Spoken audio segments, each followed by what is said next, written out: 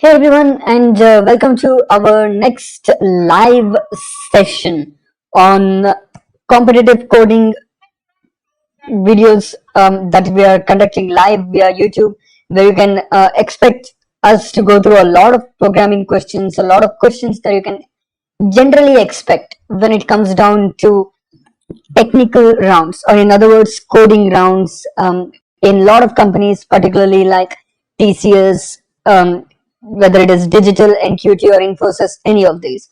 So before we begin, as always, I just want to confirm if everyone's able to hear me and see the screen properly in this live YouTube session by Quant Masters. You guys can just put in one text in live chat so we can get to know. So this is our 19th live session. So we basically have gone through, continuing with today as well, 19 hours of live sessions where we are considering all questions from your side to make sure that we are going through every doubt that you may have and answer questions if any as well. So I think that's a really good milestone on its own. So let's go ahead and go through our next question that we're going to work on as of today. Now I have, okay, everyone's able to hear me and see the screen perfect. Glad that AV check is done. Let's go ahead. Now in today's session, we're going to go through a very unique yet common interview question that is asked. And before I even start with this question, I just want to point out to everyone that this particular question is something you may have seen in books, the back of your notebooks or something like that. You may have seen this a lot, where you may have just been like, it's a boarding class, I'm just going to take my book, last page of the book, and just do something in it. So you guys may have seen something like this. I'll just show you one example over here. I'm just going to take one sample example.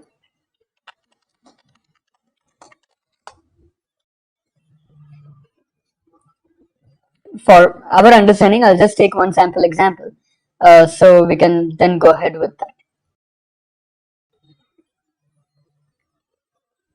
So I hope you guys remember these kind of things, like questions that are like, not questions, these sort of things that you generally had in the back of your, let's say, book that you generally end up going to solve.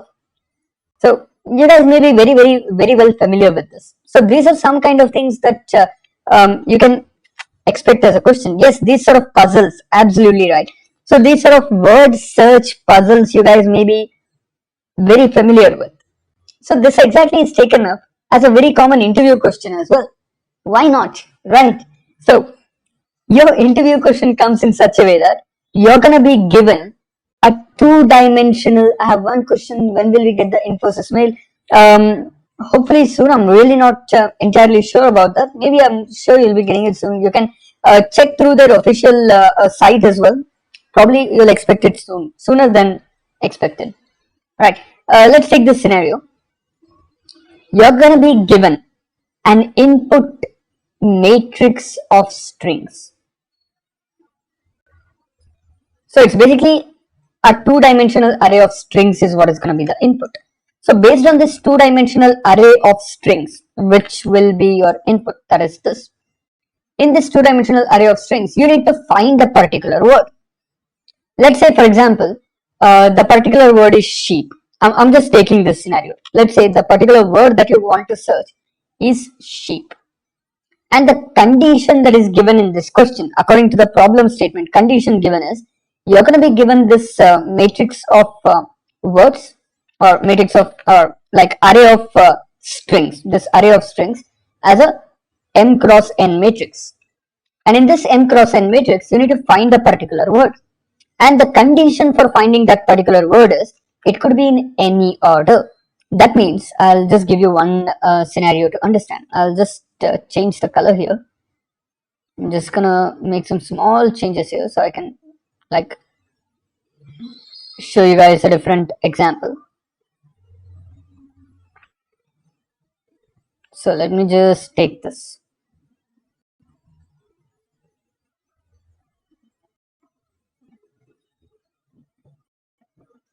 let's say sheep is what we want to search. So from each row, I need to find where S starts from, because wherever S starts from, that is where the word sheep will come from. So is this S? No. Is this S? No. Is this? Is this? Is this? Is this? Is this? And so on. I need to keep doing this for every character. Now, once I find my first character, then its next characters could be in any order. Movement should only be horizontal and vertical. So if I'm starting from here, it could be in this order, or it could be in this order, it could be in this order, it could be in any order. The word can exist in any order like this. It could even exist like this.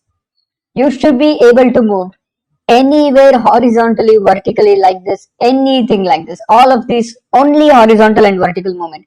They haven't given any diagonal movement according to the problem statement. It's only horizontal and vertical movements. Now, according to this problem, we will find the word sheep right here. Because if we, let's assume we start from here. Is the vertical or horizontal elements next to them, any of them H? No, they are not. So no need to check from here. But from here you have S here, you have H on two sides. Since you have H on two sides, you have to go in both directions and check if this is sheep, if this is sheep, or if this is sheep, or if this is sheep.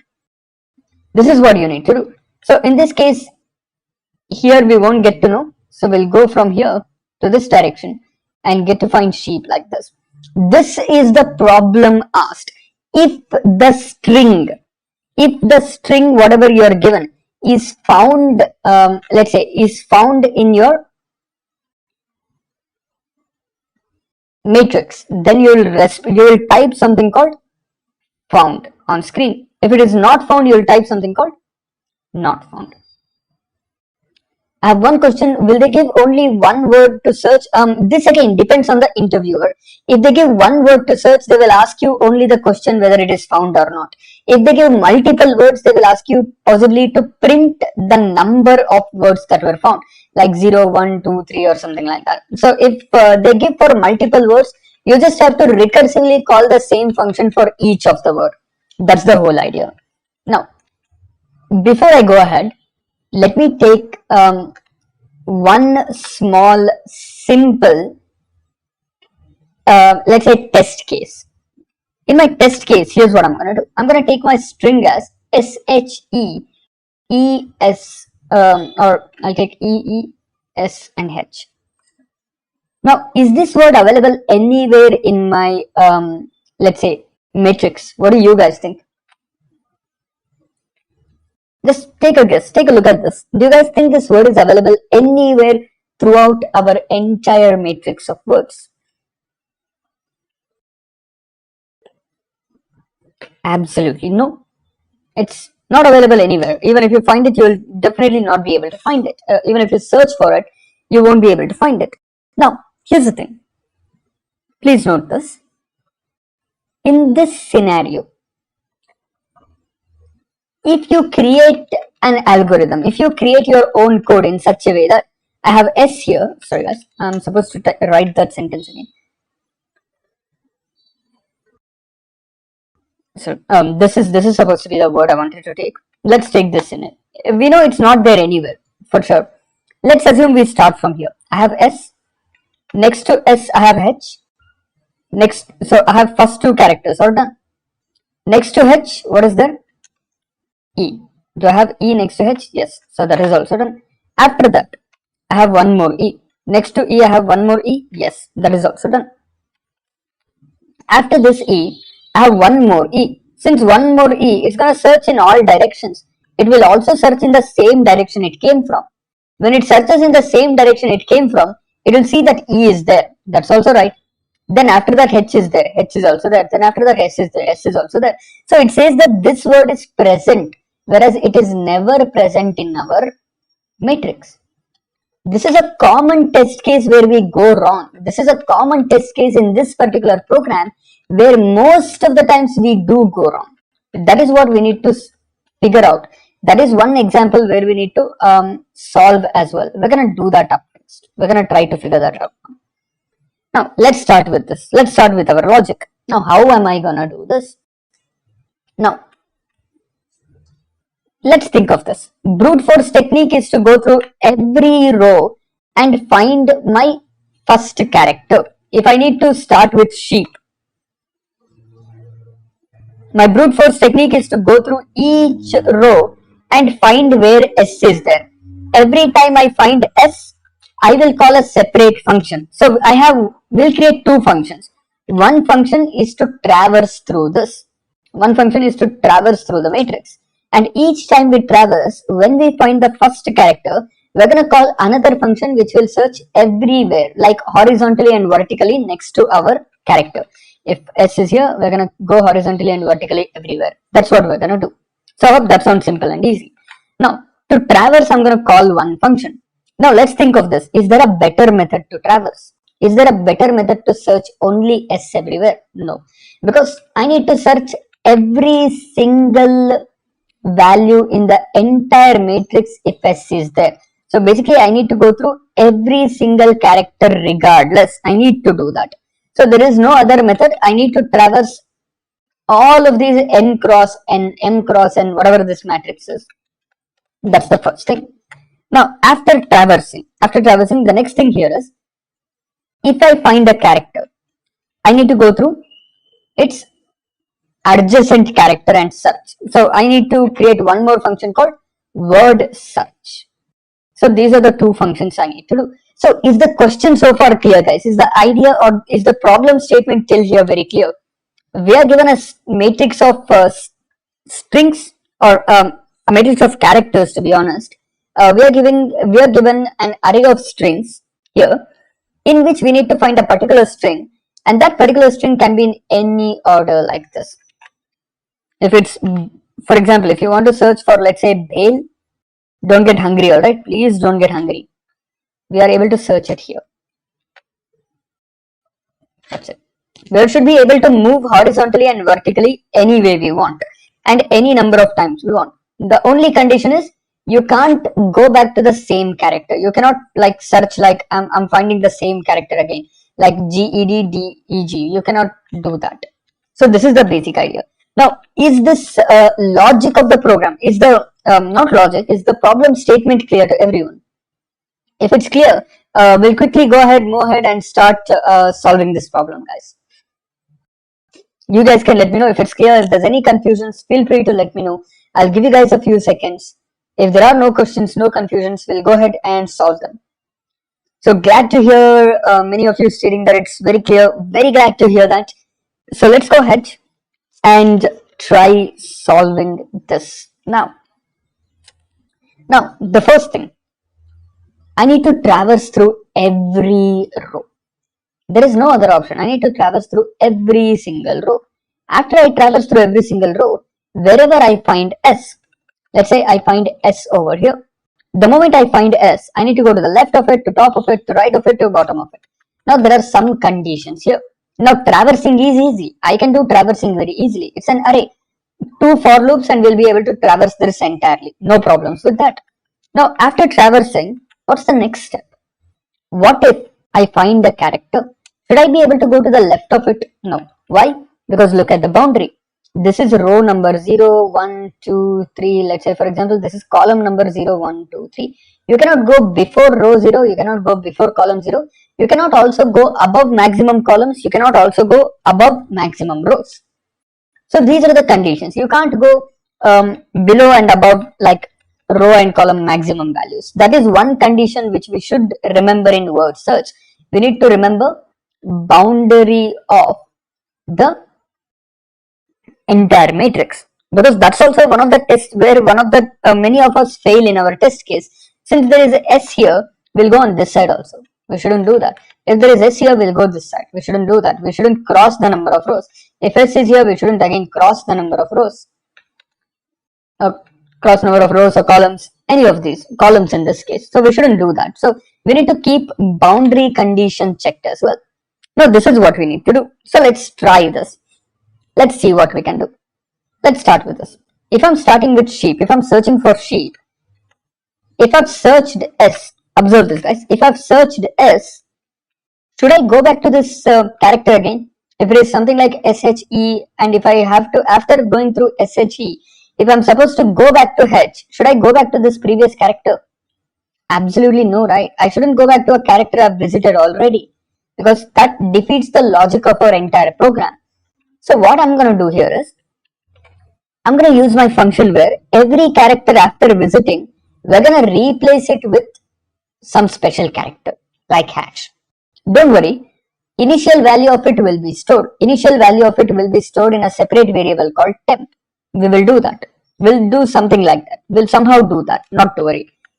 Now, once I've found S here, my first step is to replace it with hash. Because S is already there, I shouldn't go back to this. So I'm going to replace it with hash. So I'm going to go to the next values of it. Here I shouldn't go. We need to check the boundary condition. So nowhere else H is there, so we're going to cancel it. Let's go to the next character. I have found S again here. So I'm going to replace it with something like hash. Once I replace it with hash, I'm going to search everywhere next to it. I found two H's here. So once I found two H here, I'm going to replace both of these H with hash. So from this hash, I'll go next to it. Is there any E? No, there's no E. So I'm going to cancel this, which means I'm backtracking, which means I'm going to return back. That basically means if I'm supposed to perform so many actions, I should probably use recursion. Because how many times am I doing this? I don't know, right? Because if I'm going for bail, for example, B to H, I have to go all directions, right? Here, here, here, here. And for each one of these directions, if all of these are H, let's say this is also H, this is also H, this is also H. So from B, since all sides are H, from each one I need to go all other directions. From each one I need to go all other directions. So I may need to call this function recursively. So this is going to be a recursive function. So here let's start with this. S and H are done here. Are we finding E next to it? Yes. Since I'm going to replace this with hash. Since I found E, I'm going to go back here. I'm been asked the question, is it a backtracking algorithm? I'll explain this answer when we start the coding. You'll understand with the code exactly, are we backtracking or not? We are basically backtracking, yes, but I'll explain it in detail when you look at the code. Alright, so once this is done, for permutations, combinations, all of these things you basically use backtracking. Alright, once this is done, you go again and search around. Here, when you search around, is this E? No. Is this E? No. Is this E? Yes. Since this is E, see, backtracking basically means that here, after you go for R, you're going to come back and you're going to go here. In our case, after we go for R, we're not going to be like, okay, R is not there, I'm going to come back here and then go here. That's not what we're doing. We are going for all the three directions at the same time. We are calling a function to go to R, we are calling a function to go to G, we are calling a function to go to E as well. We're going to go through all three directions. Backtracking is particularly where you go to R, that is not E, so you go back, you go to the other side, that is not E, so you go back and then go to E. That is backtracking. We can do backtracking method also for this, but I'm going to use this method because we're going to have to replace this with hash every time, right? So here I'm going to find E. Once I've found E, I'm going to replace it with hash and then I have to find the next character. Please remember, each time I'm replacing, I'm supposed to find a different character. First time I get this S over here, I'm finding my first character. Then after I replace H, after I find H, I'm finding my next character. That is index 2. After I find E, I'm finding index 3. After I find E, I'm finding next index 4. So each time I'm finding a different index of the pattern. So each time I call this function, each time I call the word search function recursively, each time I call this recursively, I'm probably not finding same character again and again. I'm probably finding a different character each time I'm calling this function again and again. So in my word search algorithm or word search code, I need to also send which index am I searching for. First time when we call word search function, we are finding index 0. Second time when we are recursively calling, we may be finding 1. Next we may be finding index 2. Next we may be finding index 3 next to it. Now here, from here we are finding index 4 next to it. We find it here. So since we found it here, we say that we have found the word sheep and we keep recursively exiting the function where all the hash whatever is there, that is replaced back by its original character. Why are we replacing it back by original character? What if this was not sheep? What if sheep was somewhere here and the same E was supposed to be used again? then we should get that character back, right? That's why we will get that hash value, whatever it is, back. Now in this case, you can say now you're performing read, now you're performing backtracking, and you're going to the next one. Next, when you go for S again, next when you search for S again, you're going all the way around searching, you couldn't find, then come back and continue ahead. In that sense, you can say it's a backtracking algorithm. I hope that makes sense. Now, if this idea is very clear for everyone, I hope this logic is simple, idea is very simple. Let's go ahead and try to search word search algorithm, where our aim is to search for a string within a string of strings. Constraint is that you can move vertically or horizontally. These are the conditions. Let's take this scenario. Let's start with the basics. Now, we can read array of strings from user, or most interviews generally ask only the function to enter. We can directly enter in the function. We can enter the entire array of strings manually, or we can enter it directly in code. It's completely going to be our choice. I have one question. If the word has to be searched has repeating characters, and we replace the repeating letters first occurrence with hash, won't it affect the search of the next occurrence? See, at Deepti's question, that is the entire scenario. You can move in any direction, but you shouldn't move back in the same direction. You can't use the same character again. If I am searching for the word, let's take for example SHEEEHS. If I am searching for this, I can get SHEE when I go to this direction. When I go to this direction, I can search SHEE. Now, am I supposed to use any of the same characters again? No, same characters should not be used. The next E should be either here, here, or above here. You should not go back. If I leave it as it is, it will go back here. If I replace it with hash, it will not compare with this. Even if it does compare, but it will see that, you know what, hash is there, it's not equal to our current character, so let's not compare it. Let's go for different directions is what it does.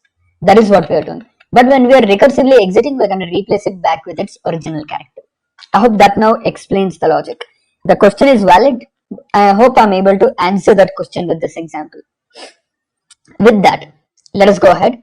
Now, the first thing, we need to create vector of strings in here. We need to create, let's say, a vector of strings where we're going to be able to read, let's say, the values. Now, what you can do is, I think we have already done in one of our previous programs how to create a vector of strings. We've already done that. So, if you guys remember, I think it was a vector of, let me quickly search for it. I don't think, okay,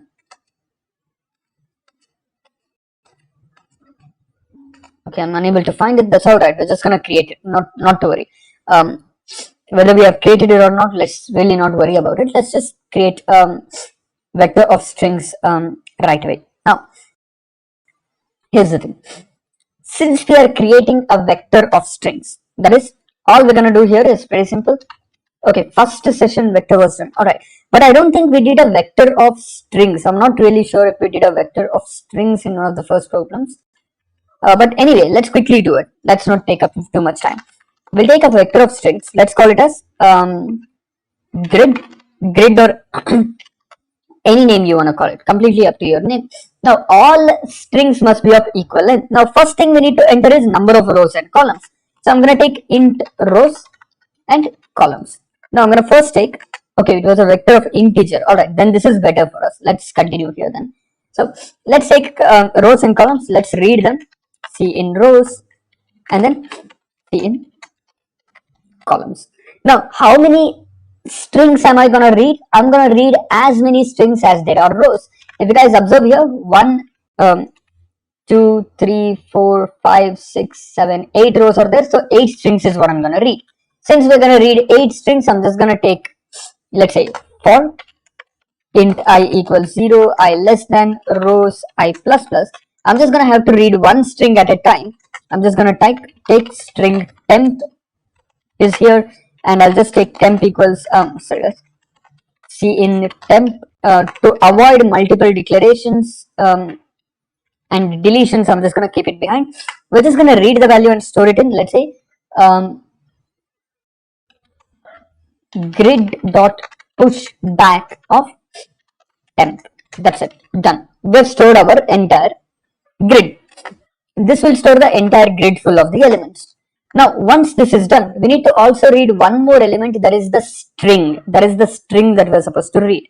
Now, remember this, there's one problem here. There's one little problem here. I'll show this particular scenario.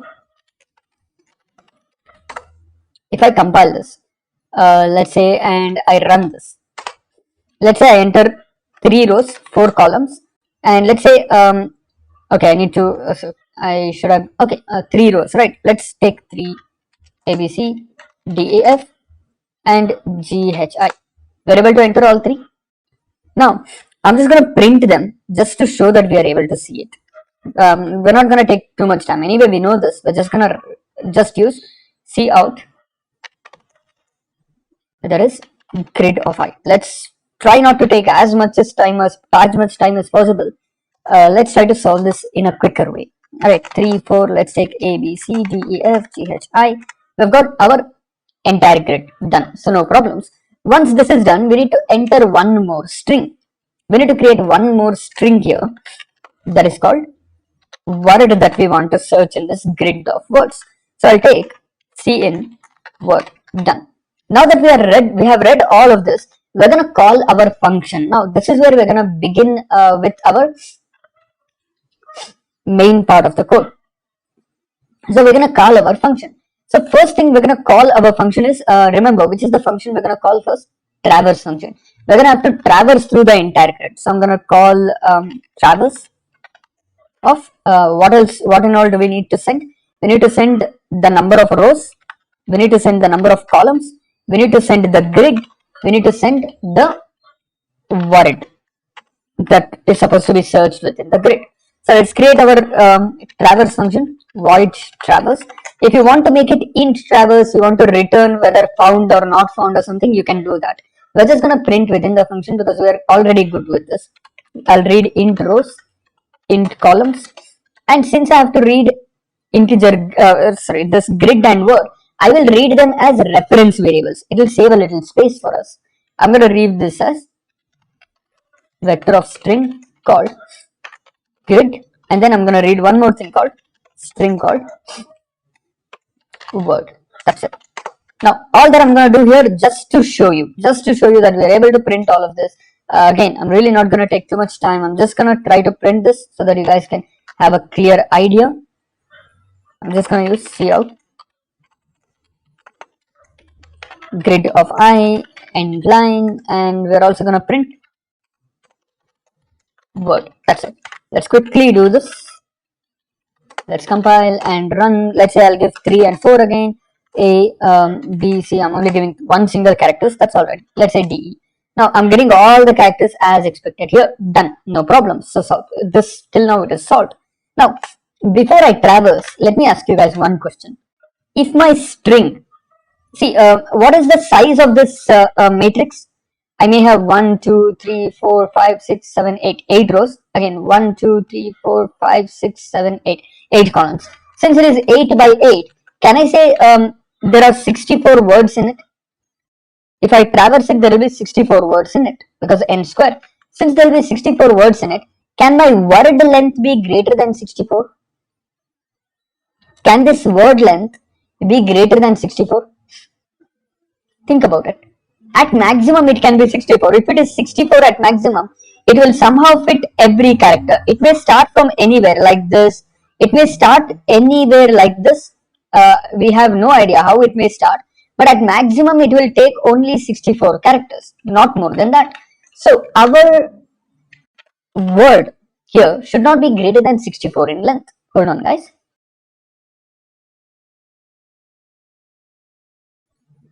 Sorry for the slight delay, guys. So our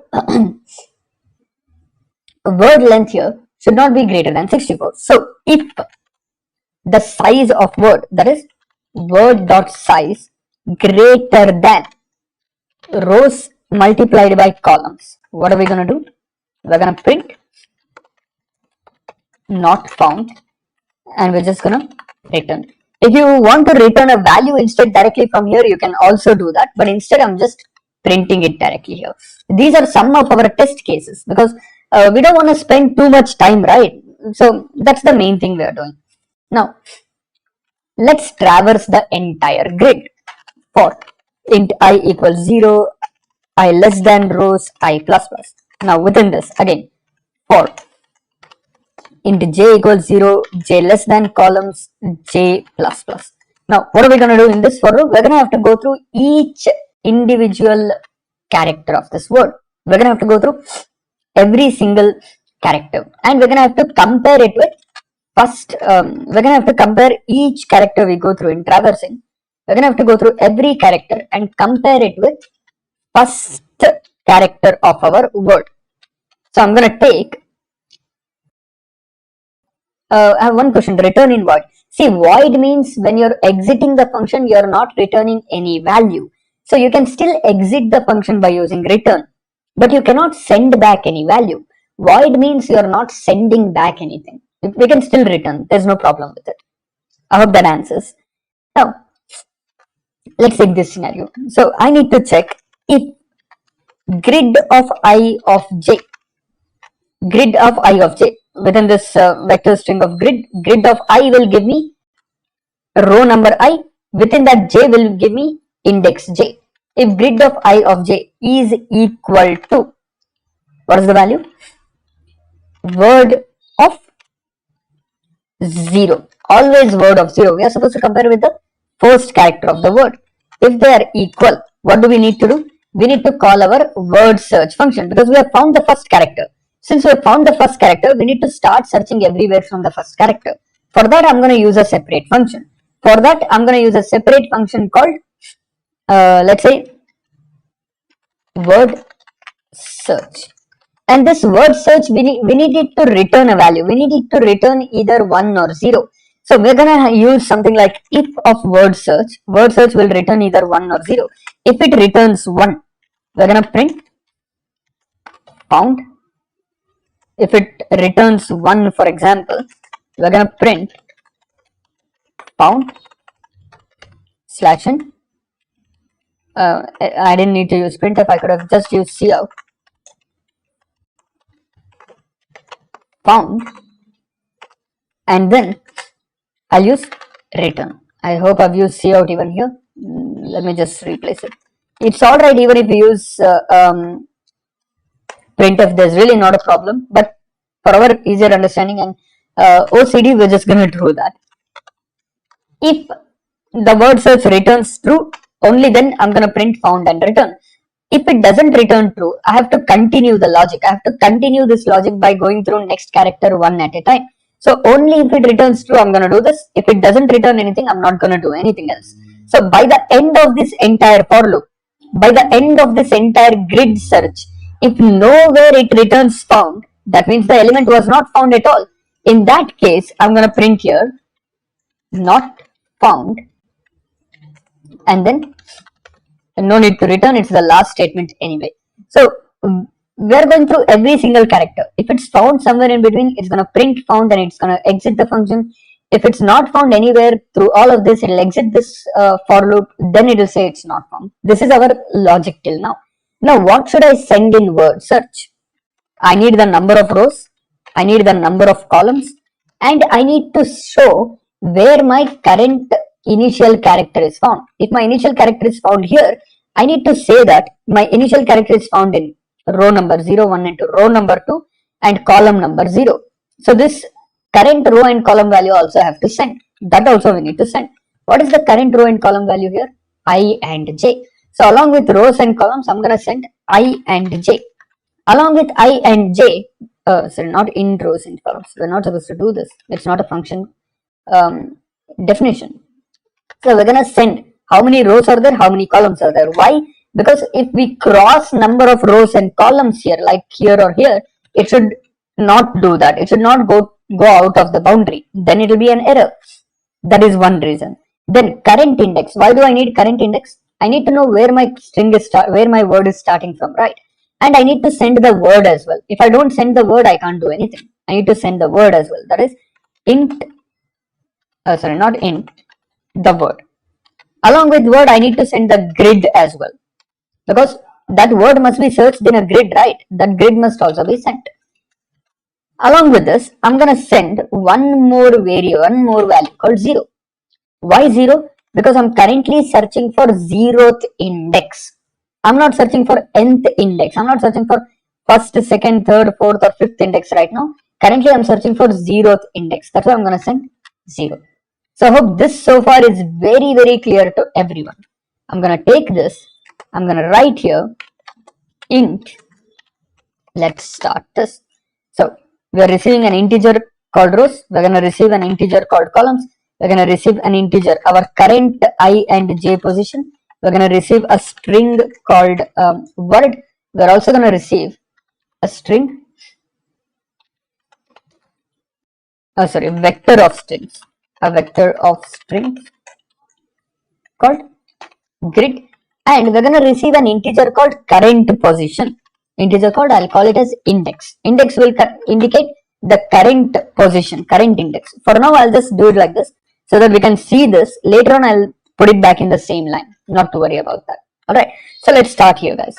Now, let's take a look at this. What's the first thing I'm supposed to do? What's the first thing I'm supposed to check? I'm supposed to go through one step at a time, and I need to go around the boundary. I need to go around the boundary through every step at a time. Now, first thing. Now, when did we reach here? We reached here when grid of I of j is equal to word of 0. So we know grid of I of j is equal to word of 0 as of now. Let's start with this logic. First, we need to check out of bounds. Okay, out of bounds I'll do later because I want to show you the recursion first. Once the recursion is done, then I will show this. Alright, so first thing I'm going to do here is, see guys, what are we doing here? S is the first character we are sending, right? This is the index 0, 1, 2, 3 and 4. This is the index that we are sending. Since index is 0, wherever this I and j value is, wherever this I and j index is in our grid, can I replace this with hash first? And whatever s was there, I will store it in something called temp. I'll take a temp variable and store it with s. This is what I want to do first. So I'm going to take here something called, not a string, it's a character. Character temp is equal to grid of I of j. I'm copying the value separately first. Then grid of I of j, not grid, it is grid of I of j. We will make it as hash. This is the first thing we are doing. Now, once this is done, what's the next step, guys? Next step, we need to go all the 4 different positions. We need to go above, below, left and right. We need to go all 4 sides. So to go all 4 sides, I need to call word search 4 times. I need to call word search 4 times. Rows will be same, columns will be same, but this time I'm going to send a few different values. Now observe this, guys.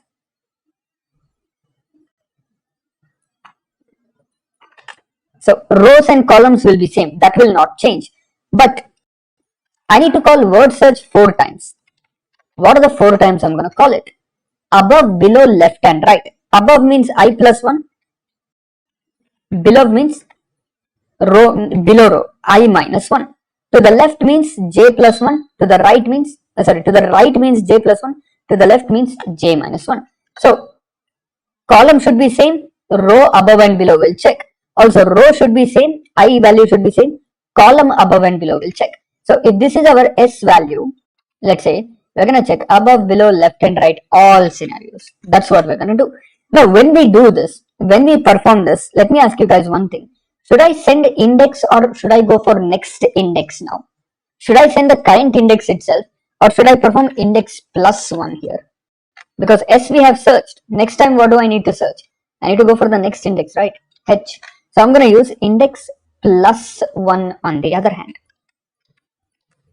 Now, what does this function return? This function returns either true or false. This function returns true or false. So, I'm going to search all four together. I'm going to search, please note guys, I'm going to be searching all four together.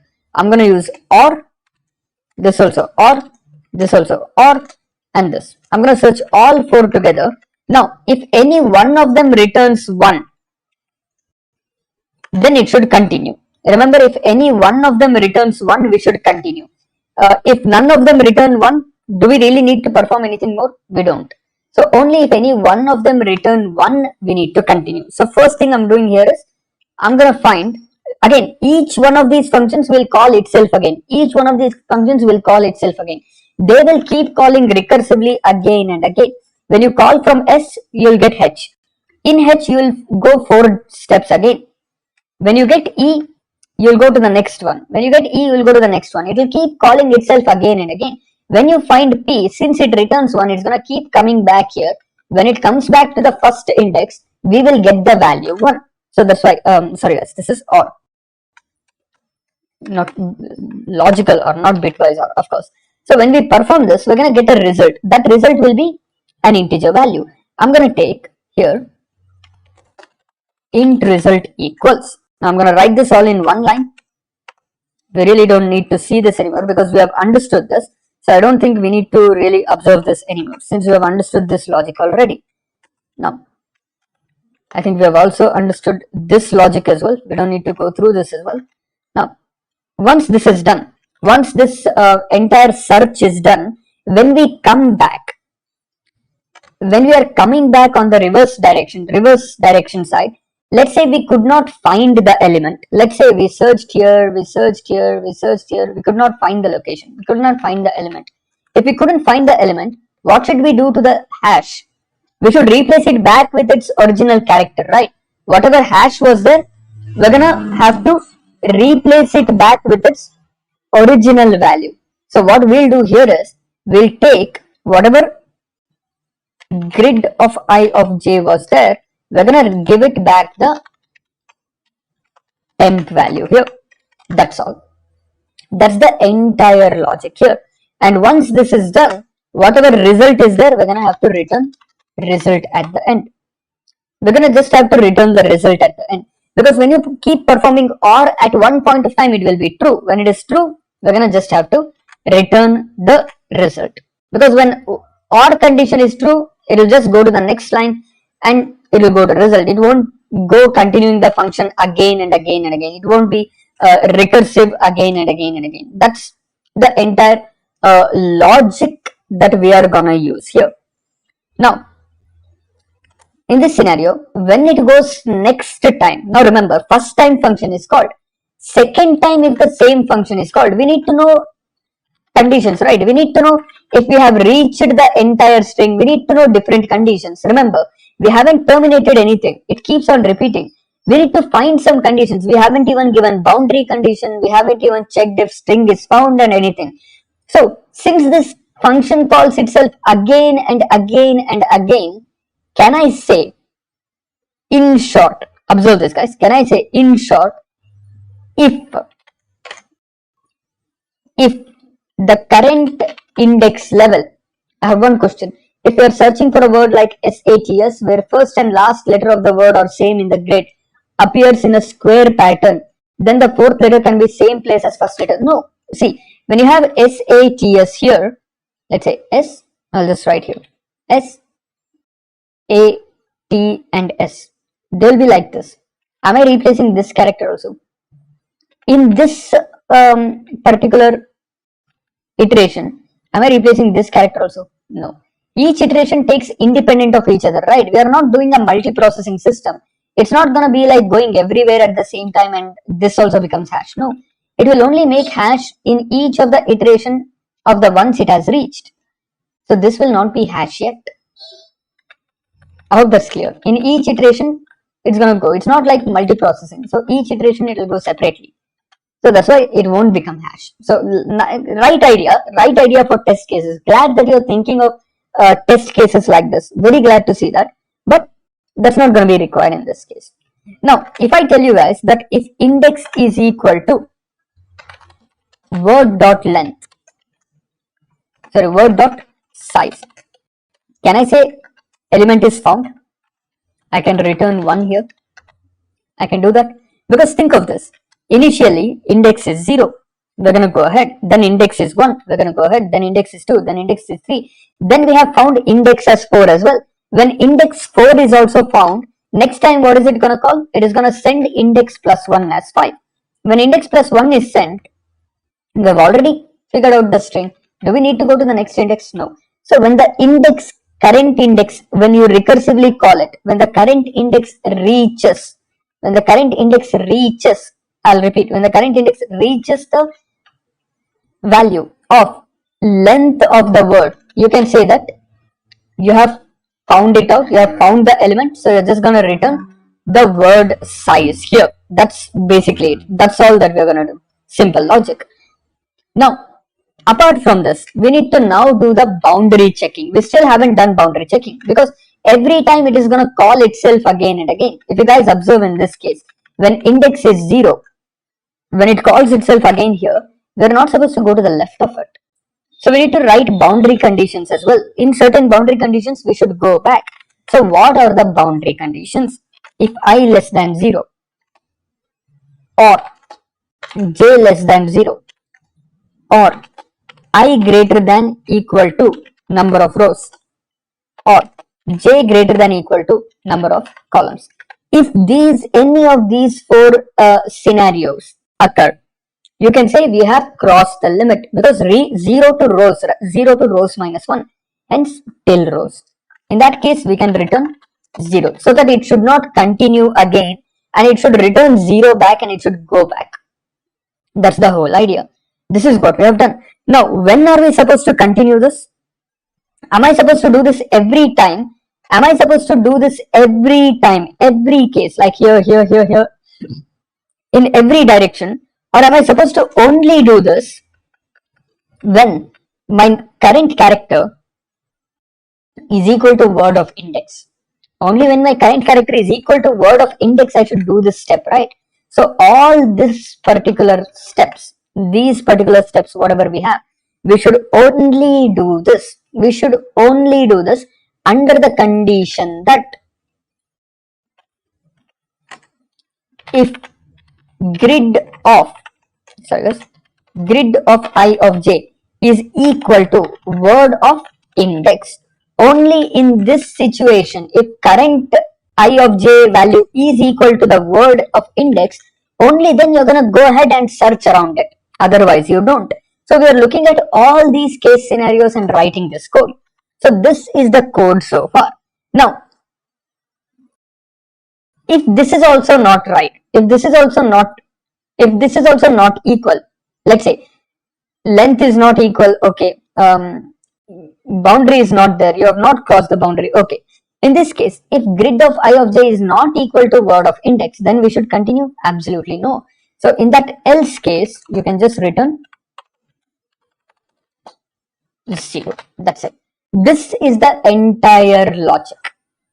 We may encounter a couple of errors, we're not sure. Let's see. So it says one semicolon missing in line 18. Let's go to line 18. I think I've missed out semicolon in the previous line. Perfect. So that's one error. Let's compile now and see what happens. Let's execute. I'm going to give, let's say, 4 cross 4. And I'm going to give hook and door and ordered and let's say book. These are the strings I'm given. Now what do I want to search here? I'm going to search something like hook RRK. I'm going to move something like this. You can perform anything like this. It's up to you. You can literally search anything you want. I'm going to search for hook ROOD. That is this entire part and then going back here. Let's see this. It says it's found. Now let's take the second scenario. I'll take the same thing cook, door, order, book. But I'm gonna search something like let's say movies. Of course, movies is not found. It's gonna say not found. That's it. This is your simple program to search, which we basically solved. And half the program is basically brackets. So you can basically say that we solved it within 20-25 lines at maximum. So is this idea now clear, guys? How we're gonna solve these kind of programs? How we're gonna work through these kind of programs? Now, if anyone finds this still a little difficult, don't worry. You can go through any compiler, take this code, run it in debug mode. When you run it in debug mode, it's gonna keep running one step at a time, and you'll be able to see which elements are there, which elements are not there. Are you going to any particular elements or not? All of these can be searched. That's something we can do. Now, with this idea, I hope the logic is clear. I'll just give you guys a few seconds to go through. If you have any confusions within this logic till now, you guys can go ahead and let me know. If there's no confusions, we'll go ahead and go to the next part. So I hope it's very, very clear. You'll also receive the program later on, not to worry. With that program, you can definitely go through and try solving it. Now, let's go on to the next case. Shall we try the same thing in Java very, very quickly? I think we should be able to solve it very, very quickly because anyway, we've solved it in C. Let's take up Java. Now, in Java, again, you need to create an array of strings in Java.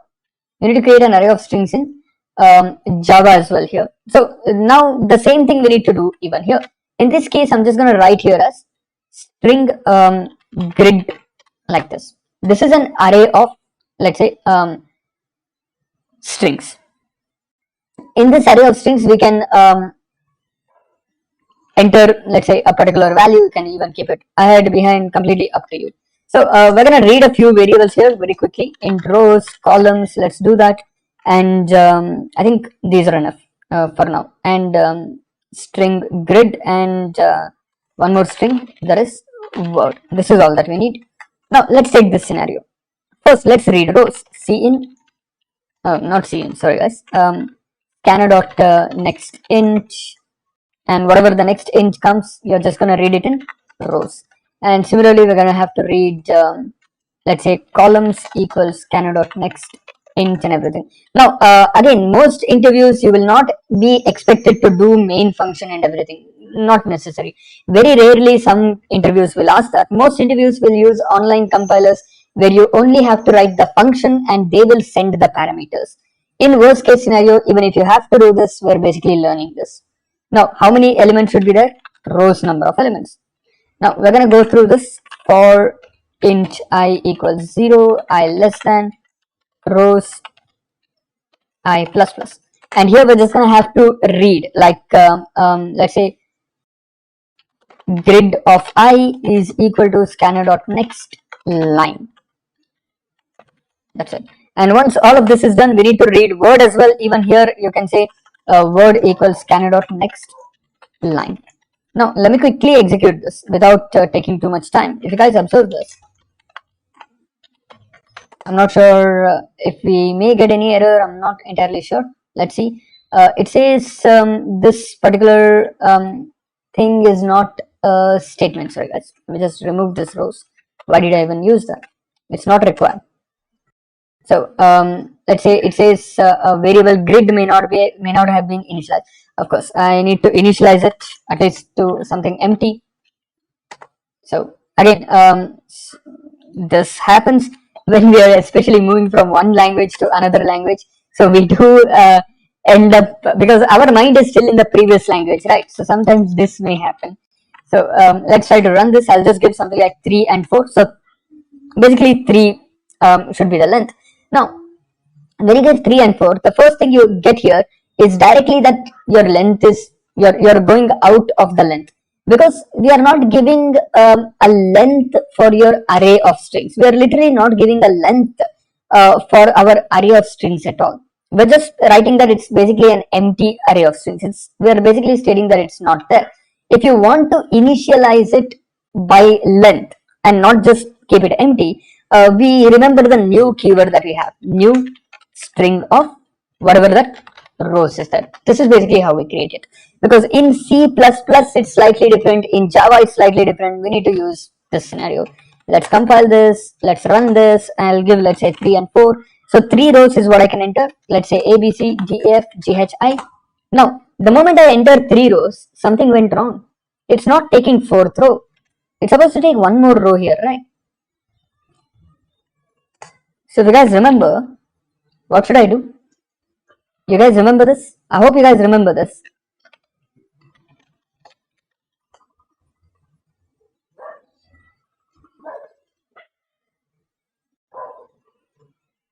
I hope everybody remembers this. You either need to ignore one line or you need to read one line and not store in anything, because there's an enter key behind.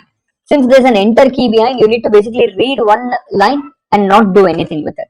Now let's compile and run it. Let's say I'll give 3 rows, 4 columns, A, B, C, D, E, F, G, H, I, and let's say J, K, L. Now it is done. So we're able to read all these values. Once we're able to read all these values, we're going to have to call this particular function called traverse, where we have to send all this data, that is rows, columns, grid, and word. Now we're going to have to create our own function called traverse. Let's quickly do this without taking too much time. Let's take this. All right. Now I'm going to make sure that this is static. So we don't need an object for this purpose whatsoever. Now, with this being static, here's what we need to do. Now, note this, guys. Please note this very, very carefully. We are reading an array of strings. Now, how am I going to read array of strings? Same thing. Just like how we read this. Just like that. So, I'm going to read this int rows, int columns. Instead of vector grid, I'm going to have to read it as string grid array. And then a string called word. Now, same thing, you're going to have to use length function here on the other hand, and you don't have cout, so you need to basically use system.out.println. That's one difference. Let's keep this copied because we're going to have to use this a lot. And along with this, there's another big difference we need to use here. This is an array of strings. Since it's an array of strings, I need to use this I of j in a different way. I cannot access I of j as it is. Can I really do that in a string of strings? Can I really access, let's say, I of j or anything like that in Java? I can access string grid of I, but I need to use .char act of j. Because it's still a string, I still need to use character act to access any particular index. Even here of 0, I need to use character act of 0. Same thing we need to probably replace a lot. We'll do that. Let's also change this.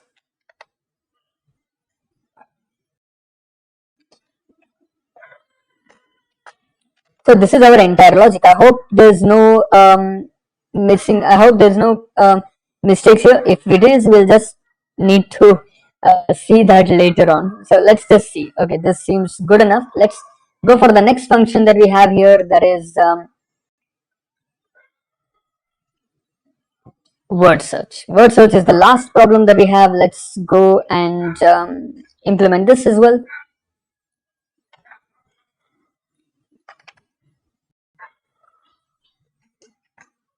Perfect. This is perfect. Now, we're going to read the same way. This will be a string called word, and this will be string of strings, and so on. So I'm going to do the same thing. If index is equal to word dot length, we return 1. Otherwise, we do this condition, fine. And here again, grid of I dot character act j. Same way here, I need to use again character act index. Same way, even here I need to use character act j. Same way, we need to replace it everywhere.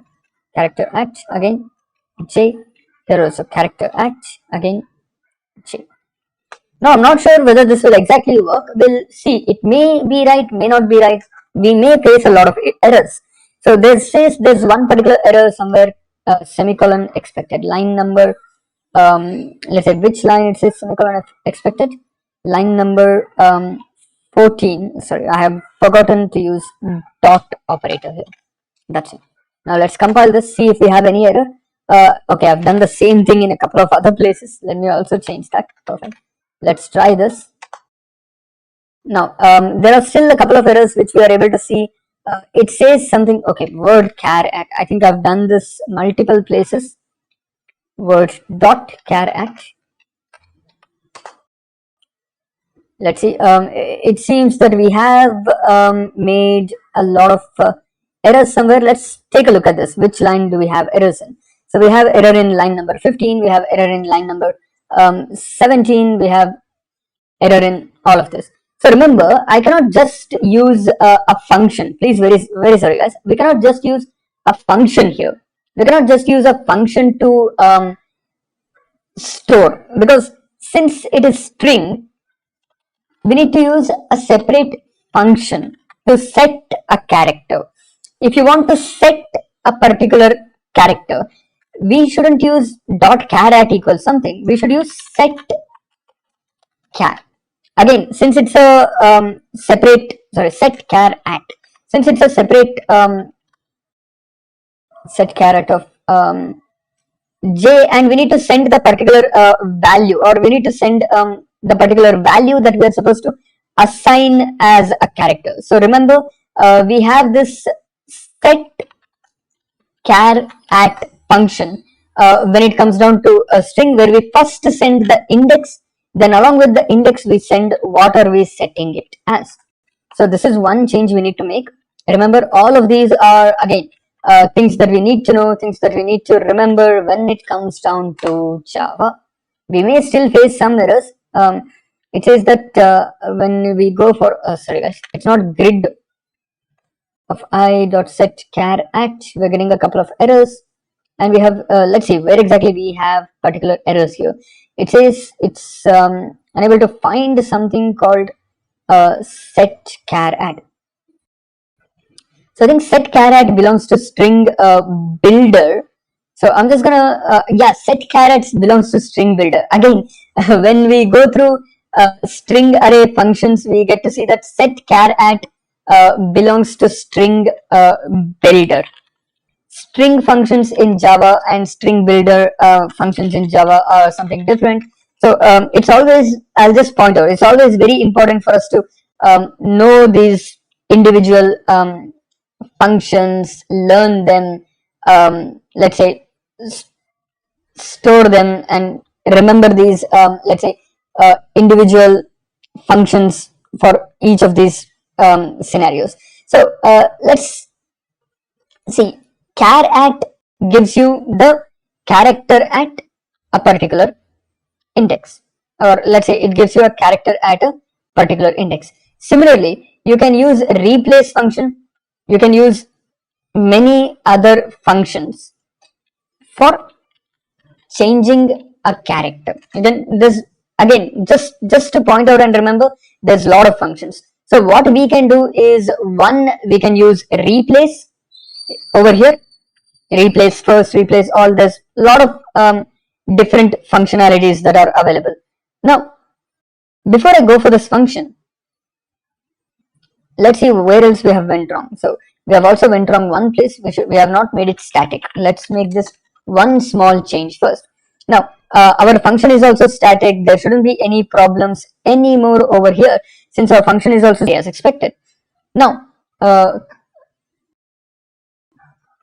let's take a look at this. Now the first thing, you need to replace a particular index.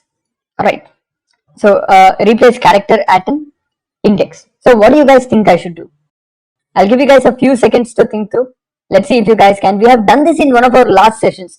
If you guys remember, we have done this exact thing in one of our last sessions, if I'm not wrong. If I'm not wrong, we have done this.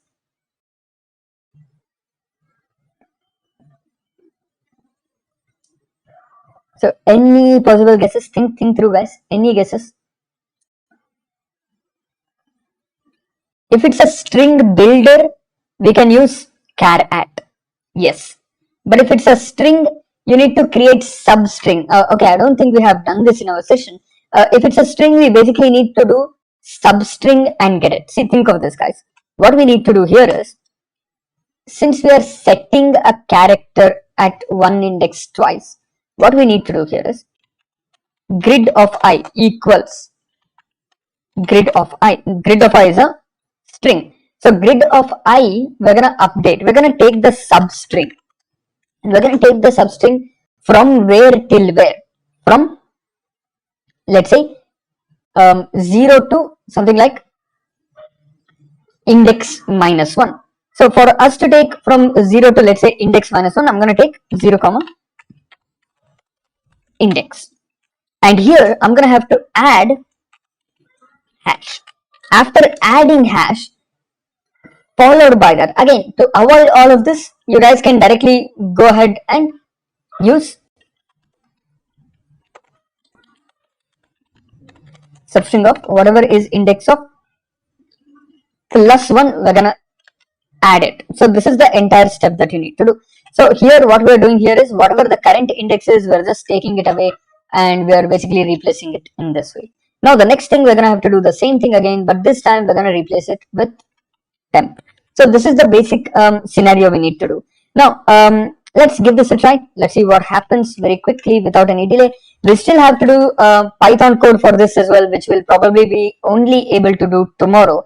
There's one particular error where it says bad operand type for OR. So remember, when it comes down to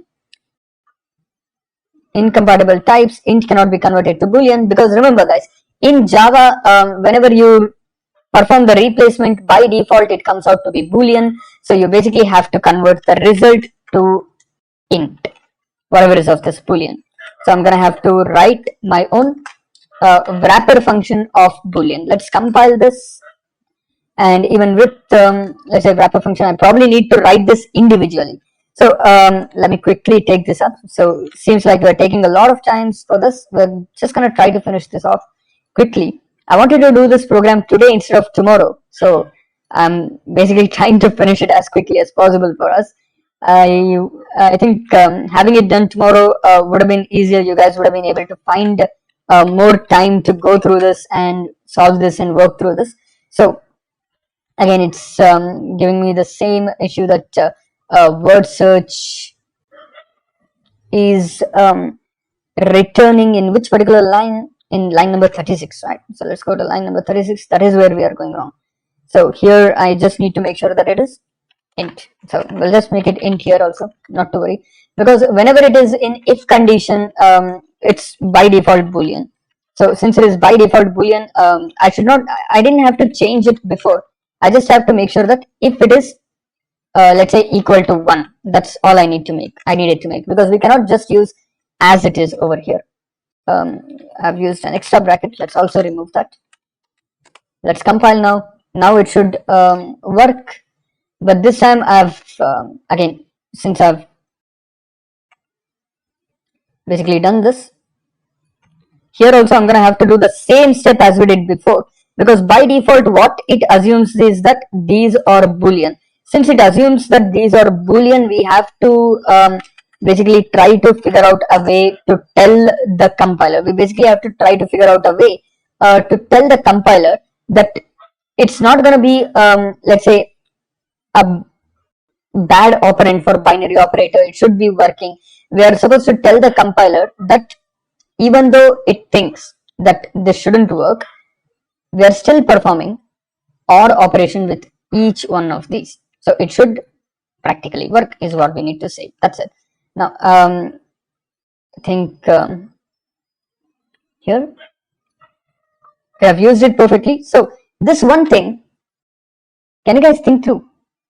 I'll give you guys just a few seconds. Let's see if you guys can think through this. Last thing of the day anyway. Let's see if you guys can think through this. It's saying it's a binary operator. First type isn't, second type isn't. What do you guys think is going on here? Remember, word search, whatever you do, whenever you do comparison and so on, Java works slightly differently. I'll give you guys this clue. I'll give you guys this clue. Whatever we did here, where did we do that? Line number 36. You have to do the same logic here. Yes, as Rajat rightly pointed out, we have to either return true or false, or we have to convert everything to integer manually. Absolutely right. Because Java compared to C++ works slightly differently. Since we have gone through extra time than we used to go through for 1 hour today, I'm going to give this one little thing to you guys. Just try converting it to int, store it. It should be working. Give this a try. I'll give you guys the code for all of this. That is C++, which we have already solved, and Java, which we're solving. I'm going to give you guys both the codes. I want you guys to try them out. And tomorrow we're going to solve the same thing in Python and see how we can work through this. So we have taken a little extra time because we wanted to go through Java as well as quickly as possible. But I've given you guys a very simple question on what to do with Java here. So do give it a try. Let's see how many of us will be able to work through it, or how many of us will be able to try it out. So with this, I'm just going to share the link or share the content here. So you guys think that this kind of program is easier now? Like initially when the moment you saw this program initially, you may have found that it may be difficult to begin with. But do you think it is somewhat easier now? Somewhat easier at least? Like, okay, I've found out the logic. This is what I need to do in each step. It makes sense now and everything. What do you guys think?